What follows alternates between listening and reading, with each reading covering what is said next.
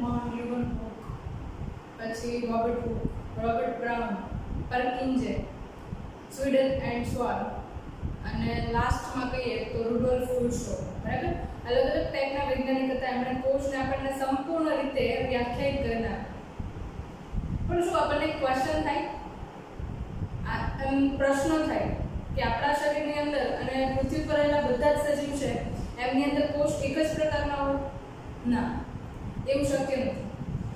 આપણે પૃથ્વી પર જોઈએ છીએ તો ઘણા બધા અલગ અલગ પ્રકારના સજીવો જોવા મળે છે, અને એમાં પણ જો માત્ર એક જ પ્રકારના સજીવની વાત કરીએ તો એક જ પ્રકારના સજીવની અંદર પણ કોષો જે છે અલગ અલગ પ્રકારના હોય છે. હવે એ આધાર રાખે છે કે કોષ છે એની સંરચના ક્યાં આવેલી છે અને કોષનું કાર્ય શું છે, અને કોષ જે છે કયા કયા પ્રકારના કાર્યની અંદર ભાગીદારી કરે છે. બરાબર, તો એના આધારે કોષ જે છે એમના અલગ અલગ આકાર, સ્વરૂપ અને કાર્ય જોવા મળે છે. પણ અંતે કહું તો એક હકીકત છે કે બધાની અંદર અલગ અલગ પ્રકારના કોષો છે, પણ અંગિકાઓ છે મોસ્ટ ઓફ સમાન હોય છે. ફોર એક્ઝામ્પલ, હું કહું કે વનસ્પતિ કોષ છે એની અંદર રિબોસોમ્સ આવેલા છે, તો પ્રાણી કોષની અંદર પણ રિબોસોમ્સ આવેલા છે. પણ બંનેની અંદર અલગતા ક્યાં છે? તો વનસ્પતિ કોષ છે એની બાહ્ય સંરચનામાં બાહ્ય દિવાલ તરીકે કોષ દિવાલ હોય, જ્યારે પ્રાણી કોષ છે એની સંરચના જુઓ તો એની અંદર બાહ્ય આવરણ તરીકે કોષ રસપટલ હોય. મતલબ કે બંનેના કાર્યો અલગ અલગ છે તો બંનેની સંરચના અલગ અલગ થવાની. તો જેટલા પ્રકારની અલગ અલગ તમે સંરચના જુઓ છો એટલા જ પ્રકારના અલગ અલગ તમને કાર્યો પણ જોવા મળે છે, અને આકાર અને સંરચના પણ જોવા મળે છે. બરાબર, ફોર એક્ઝામ્પલ, સંરચનાની દ્રષ્ટિએ વાત કરીએ તો એમાં પહેલું આપણે વાત કરીએ ચેતાકોષ. બરાબર, જે મગજની સંરચનામાં આવેલા હોય છે, અને જેની સંરચના જુઓ તો તંતુમય તાતણાઓ ધરાવતા કોષો સ્વરૂપે તમને જોવા મળે.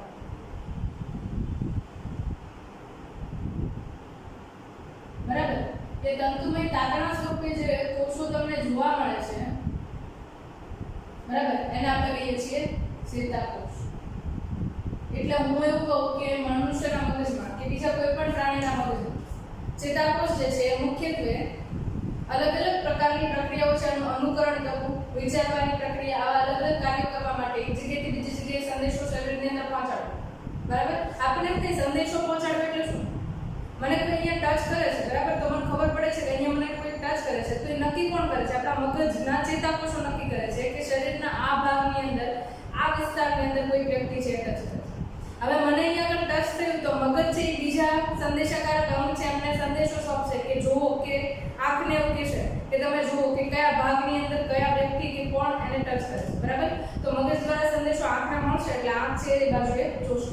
રાઈટ, તો ચેતાકોષો જે છે એક પ્રકારે જોઈએ તો સંદેશાનું અનુકરણ કરવું, સંદેશાને મોકલવો, લાવવો, અને કેવા પ્રકારનો મેસેજ ધરાવે છે એ બધું એ કાર્ય કરે છે. અને સૌથી વધારે થિંકિંગ પાવર, વિચારવાની ક્ષમતા જે છે તે ચેતાકોષ, એની સંરચના તમને આવા પ્રકારની દેખાય છે.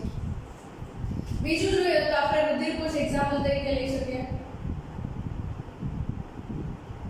બરાબર, રુધિરકોષો જે છે એની એક લાક્ષણિકતા છે કે એમના કોષની અંદર કોષ કેન્દ્રનો અભાવ હોય છે.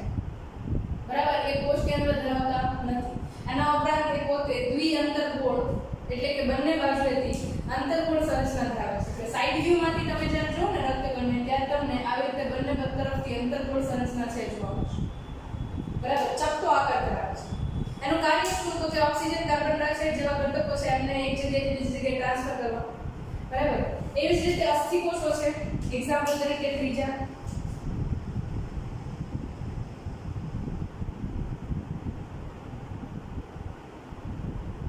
બરાબર, જેનો આકાર છે એ તમને કંઈક આવો ફ્લાવર જેવા શેપની અંદર અસ્થિકોષો જે છે આવેલા છે. અસ્થિકોષો ક્યાં હોય? તો કે આપણે જોઈએ છે કે આપણા હાડકા છે કે જે આપણું કંકાલ તંત્ર છે, એટલે કે આપણને અંદરથી મજબૂતાઈ આપવાનું કામ કરે છે. જસ્ટ ઇમેજિન કરો કે આપણા શરીરમાં હાડકા ન હોય તો આપણે પણ અમીબાની જેમ અનિયમિત આકાર ધરાવતા હોય. બરાબર, તો અસ્થિકોષો જે છે એક પ્રકારે આપણા શરીરની અંદર ભેગા થઈને હાડકાનું નિર્માણ કરે છે, અને એ હાડકા છે આપણા શરીરની અંદર મજબૂતાઈ આપવાનું કાર્ય કરે છે. બરાબર, એમની સંરચના પણ તમને અલગ જોવા મળે છે ઘણીવાર. આમ કહું તો અસ્થિકોષો છે એની અંદર કેલ્શિયમ કાર્બોનેટ અને ફોસ્ફેટના ક્ષારો આવેલા છે, જેના કારણે એક મજબૂત બંધારણ છે ધરાવી શકે છે. બરાબર, ઓકે, તો આ જે છે એ અલગ અલગ પ્રકારના કોષો છે. હજી એક એક્ઝામ્પલ લઈએ ચોથું મેદપૂર્ણ પેશીના કોષો, મેદકોષો. મેદકોષોની લાક્ષણિકતા છે ને બધા જ કોષો છે એની કરતા કંઈક અલગ છે. એમની અંદર તમે જુઓ ને તો કોષ જે છે આખો એકદમ વિશાળ સ્વરૂપ ધરાવતો જોવા મળે, પણ એની અંદર કોષ કેન્દ્ર અને કોષરસ જે છે બાકીના અલગ અલગ વિસ્તારની અંદર તમને સંકુચિત થઈ ગયેલું જોવા મળશે. પરિઘીય વિસ્તાર તરફ. પરિઘીય વિસ્તાર એટલે કાઇટરીનો જે એરિયા છે એને પરિઘીય વિસ્તાર બરાબર. અને વચ્ચેની બાજુ તમને જે મોટો ભાગ મળે છે ને એની અંદર એ શું કરશે તો કે ચરબીનો સંગ્રહ કરે છે. એટલે આ જે વચ્ચેનો ભાગ તમને દેખાય છે તે આગળ મેદપૂર્ણ પેશીના કોષો ચરબીનો સંગ્રહ કરવાનું કામ કરે છે.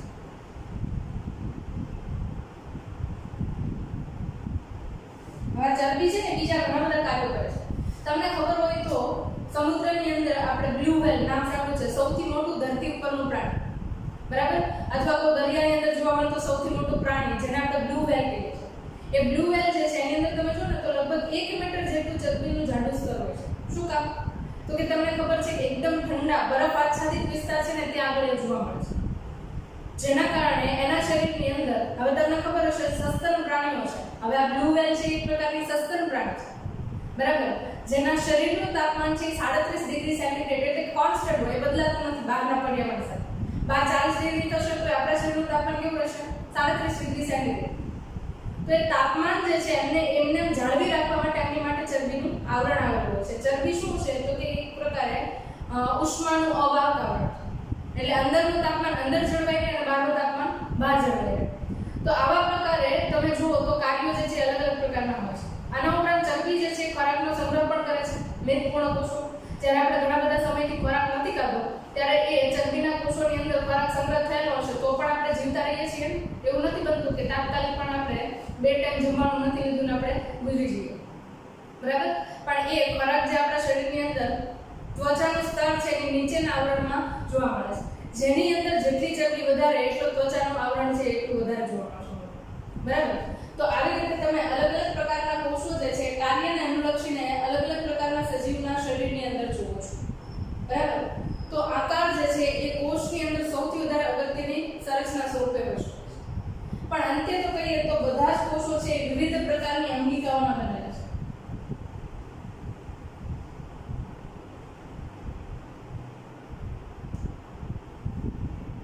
સંરચના અંગિકાને આધારે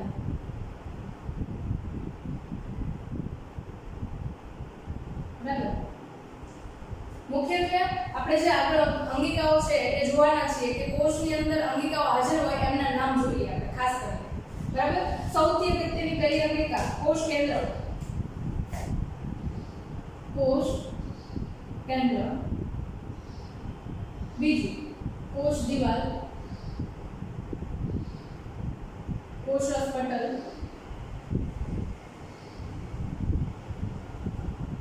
કણાભસૂત્ર કોષનો પાવર હાઉસ,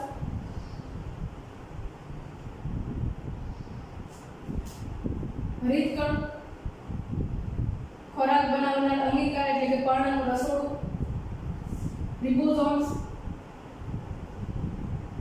પ્રોટીન સંશ્લેષણ માટેનું મુખ્ય સ્થળ રિબોસોમ્સ બરાબર. પછી અંતઃકોષરસ ઝાડ, અંતઃકોષરસ ઝાડ છે એના મુખ્ય 2 પ્રકાર છે. એકને આપણે કહીએ છીએ લીસી અંતઃકોષરસ ઝાડ અને બીજી છે આપણે કહીએ છીએ ખરબચડી અંતઃકોષરસ ઝાડ. અંતઃકોષરસ ઝાડ છે એના 2 પ્રકાર. જો સપાટી ઉપર તમને રિબોસોમ્સની કણિકાઓ ખૂપેલી દેખાય અથવા તો ચોટેલી દેખાય તો એવી અંતઃકોષરસ ઝાડને આપણે ખરબચડી કહીએ છીએ, કારણ કે કંઈક ઉપરની બાજુ મટીરીયલ આપેલું હોય અને આપણે એની સપાટી પર ટચ કરીએ તો આપણને એકદમ રફ સરફેસ લાગે તો એને આપણે ખરબચડી અંતઃકોષરસ ઝાડ કહીએ છીએ.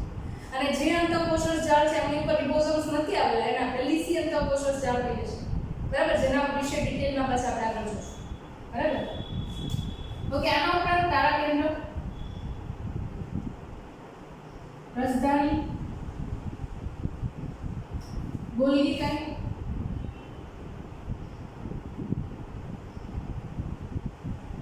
લાઇસોસોમ,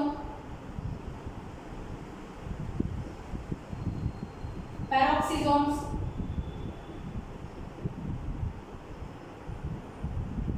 મેસોસોમ્સ બરાબર. આવી અલગ અલગ પ્રકારની અંગિકાઓ આવેલી હોય છે ધીરે ધીરે કરતા આપણે બધી જ અંગિકાઓ છે એમના માટે ડિટેલમાં અભ્યાસ કરવાનો છે.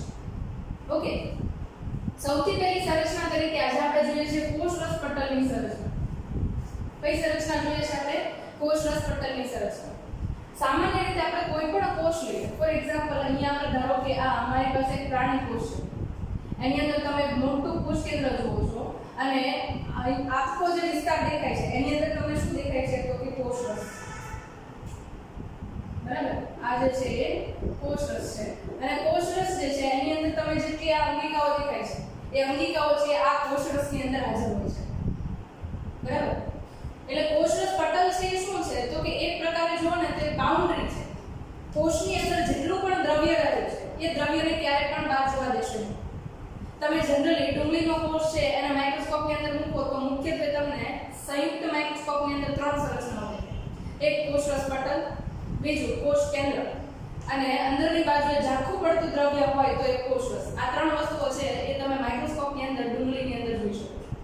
બરાબર, લાસ્ટ લેક્ચરની અંદર આપણે વાત કરી હતી કે સ્લાઇડની અંદર કેવી રીતે ડુંગળીનો કોષ છે આપણે જોઈ શકો. બરાબર, તો એ પ્રેક્ટિકલ થ્રુ તમે માઇક્રોસ્કોપની અંદર ડુંગળીનો કોષ છે એ પણ તમે જોઈ શકો છો. બરાબર, તો મુખ્યત્વે તમને આ સંરચના દેખાય છે. હવે આપણે જોવાનું છે કે કોષરસ પટલ જે છે એ કોષ માટે શું કાર્યો કરે છે અને કોષને જાળવવામાં કેવી રીતે મદદ કરે છે.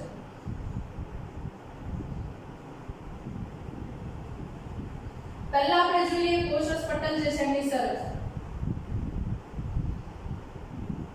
બરાબર, મુખ્યત્વે કોષરસ પટલ જોઈએ તો બે ઘટકો મુખ્ય હોય છે. એક લિપિડ એટલે કે ચરબી, એના વડે કોષરસ પટલ બનેલું હોય અને બીજું જે છે એને આપણે કહીએ છીએ પ્રોટીન. બરાબર, આ બે ઘટકો છે મુખ્યત્વે કોષરસ પટલના બંધારણમાં હોય. ફોર એક્ઝામ્પલ, જો મારે કોષરસ પટલ છે એનો ડિટેલ સ્ટડી કરવો છે, મારે એને થોડુંક વધારે ઊંડાણપૂર્વક સમજવું છે, તો મારે એને ઇલેક્ટ્રોન માઇક્રોસ્કોપની અંદર જોવું પડે. તો મને એની અંદર રહેલા ઘટકો તરીકે લિપિડ અને પ્રોટીન છે એ સંરચના સ્વરૂપે દેખાય. બરાબર, તો લિપિડ જે છે અહીંયા આગળ તમે આને ઝૂમ કરો ઇલેક્ટ્રોન માઇક્રોસ્કોપની અંદર તો કંઈક આવી સંરચના દેખાય. લિપિડ જે છે અહીંયા આગળ શીર્ષ અને પૂંછડી ધરાવે એવા પ્રકારના લિપિડ છે એ તમને અહીંયા આગળ જોવા મળે છે. બરાબર,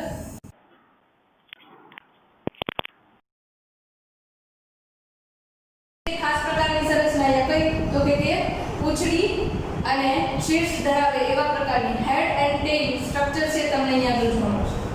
તો અહીંયા આ તમે જુઓ છો શીર્ષનો પ્રદેશ અને આ જે છે એ પૂંછડીનો પ્રદેશ. લિપિડની સંરચના તરીકે તમે ફેટી એસિડ અને ગ્લિસરોલ આ બે મોલેક્યુલ્સ છે એ કોષના બંધારણની અંદર તમે જુઓ છો.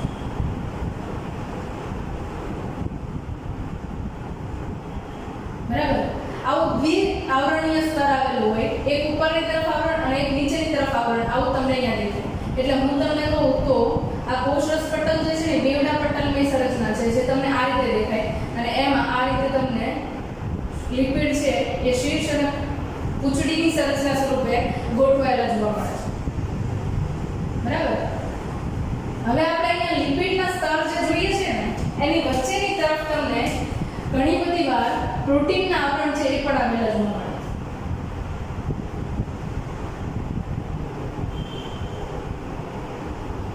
બરાબર, એમની વચ્ચે પ્રોટીન જે છે એ અંદરની બાજુએ ખૂપેલા હોય એવી સંરચના સ્વરૂપે તમને જોવા મળે છે.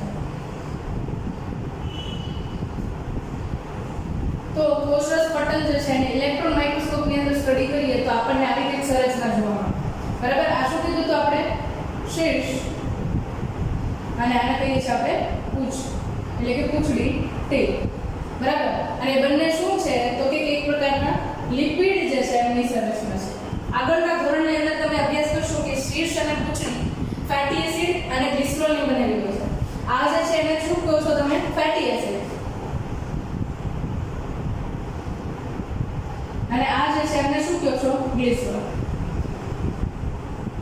તો આ સંરચના વડે તમને ફેટી એસિડ અને ગ્લિસરોલની મદદથી પૂંછડીની સંરચના અને શીર્ષની સંરચના વડે લિપિડ છે એ ગોઠવાયેલા જોવા મળશે કોષરસ પટલની સંરચના. અને આના ઉપરાંત તમે જુઓ તો ચોક્કસ પ્રકારના પ્રોટીન ઘટકો છે એ પણ અહીંયા આગળ આવેલા હોય છે. આ જે છે એ શું છે? પ્રોટીન છે. ઓકે, તો આ જે છે આપણે લિપિડની અને પ્રોટીનની સંરચના વડે જે કોષરસ પટલ બને છે એની સંરચના વિશે વાત કરીએ. બરાબર. હવે જોઈ લઈએ આપણે કોષરસ પટલ જે છે એમના મુખ્ય કાર્યો.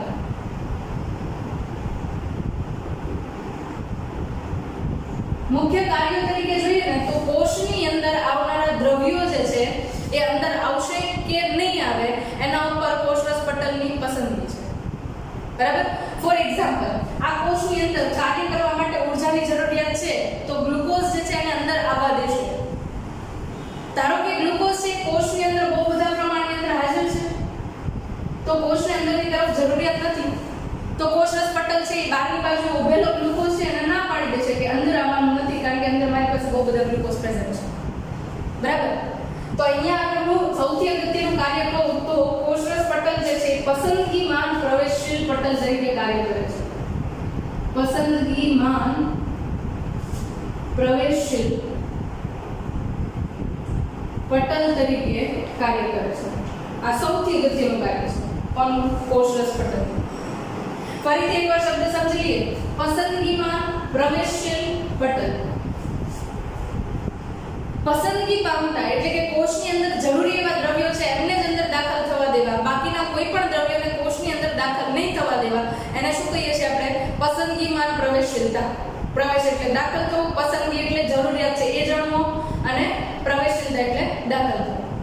તો આ સૌથી અગત્યનું કાર્ય છે કે જેના વડે કોષની અંદર પાણીની જરૂરિયાત છે તો એ અંદર જશે, ઓક્સિજનની જરૂરિયાત છે ઝારક શ્વસન માટે તો એ અંદર જશે.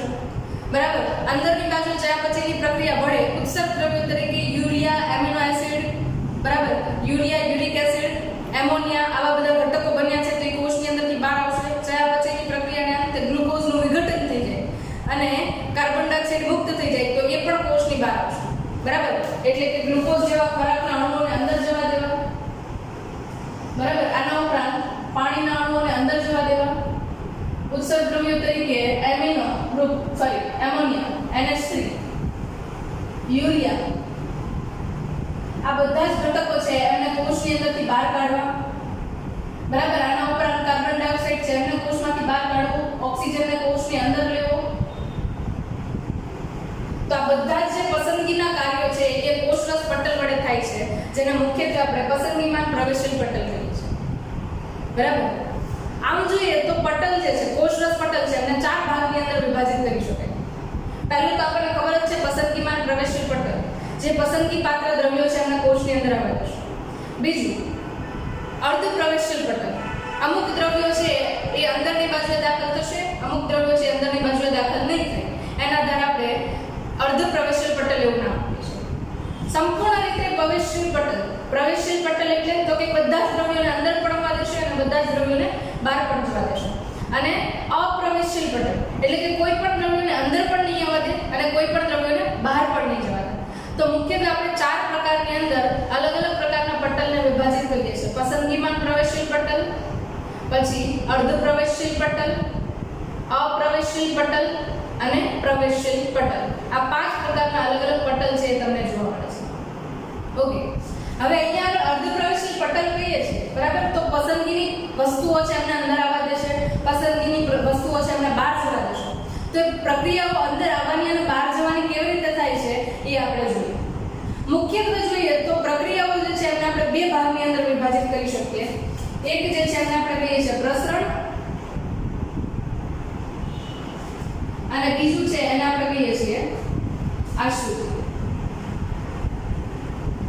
આ બે પ્રક્રિયાઓ જે છે એ કોષની અંદર દાખલ થતા દ્રવ્યો અને ઘટકો માટે લાગુ કરી શકાય. બરાબર.